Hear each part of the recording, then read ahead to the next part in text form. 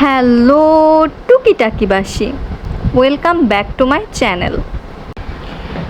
পৃথিবীর যে কোনো প্রান্ত থেকে যে বা যারাই আমার ভিডিওটি দেখছেন, আশা করি সকলেই ভালো আছেন। আমিও আল্লাহর রহমতে আলহামদুলিল্লাহ অনেক ভালো আছি। একটা রৌদ্রোজ্জ্বল দিনের সকাল থেকে আমার বাবার বাড়ির ছাদ বাগান থেকে মানে শেরপুর থেকে আমার আজকের ভিডিওটি আমি শুরু করছি। দেখতে থাকুন, আশা করি ভালো লাগবে, একটুও বোর হবেন না, এইটুকু কথা দিতে পারি।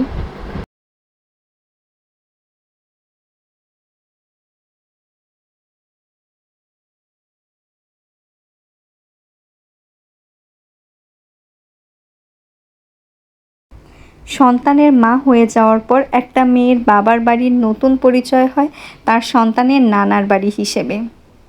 আর এই নানার বাড়িটা ঠিক প্রতিটি মানুষের জীবনে একটা অন্যতম স্মৃতিময় এবং মধুর স্থান হিসেবে থাকে।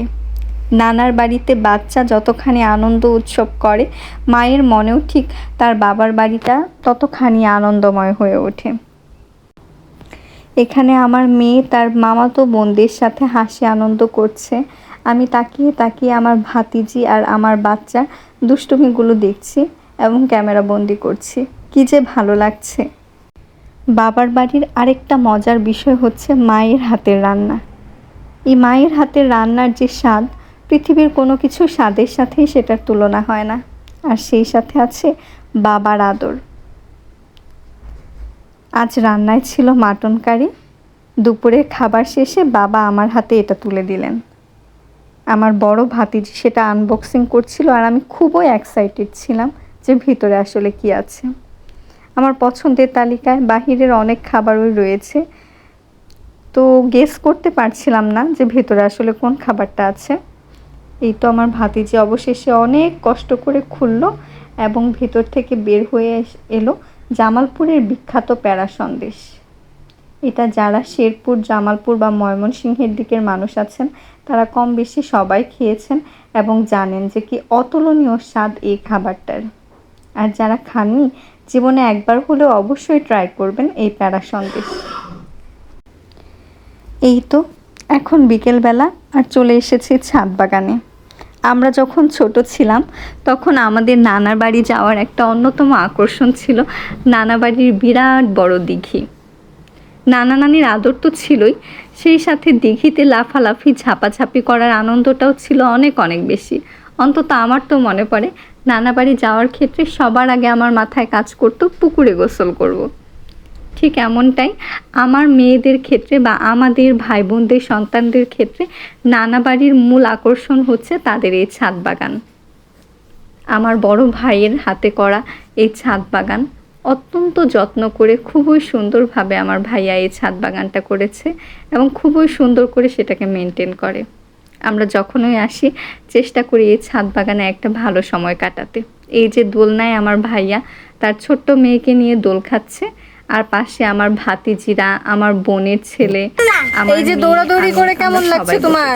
ভালো না, খারাপ লাগছে? আরে আমি ইন্টারভিউ নিব না জায়গা। তুমি চলে যাচ্ছ? বড় ওই যাও, তুমি বসে কা। এখন বলো ফুপি, তোমার কেমন লাগছে দৌড়াদৌড়ি করে? আমার দৌড়াদৌড়ি করে ভালো লাগছে। ভালো লাগছে? হ্যাঁ। তুমি ব্যথা পাওনি? না। আচ্ছা, এবার আমাদের তাকাও, এদিকে আসো। হ্যাঁ, তো আপনি চান্দু হলেন কিভাবে? সে হেসেই কুল পায় না। আমাকে বাবা চালু করে দিয়েছে, ধরে চুল কেটে দিয়েছে। ও আচ্ছা, ঠিক আছে। দোলনায় বসে দোল খাচ্ছি আর আমার ভাতিজি ভাগ্নিদের সাথে এগুলো দুষ্টুমি করছিলাম। হ্যাঁ, তাদের ইন্টারভিউ নিচ্ছিলাম। সন্ধ্যায় ঘরে ফিরে দেখি আম্মু পিঠা বানাচ্ছে। একটু খারাপই লাগলো, পিঠা বানানোর ক্লিপগুলো নিতে পারিনি। এরপর আমি বাধ্যগত মেয়ের মতো সেই পিঠা পুলি তার সাথে বিভিন্ন ফলমূল সব কিছু টেবিলে গুছিয়ে রাখছি, কেননা আজকে আমার মার আদরে জামাইবাবু আসবে।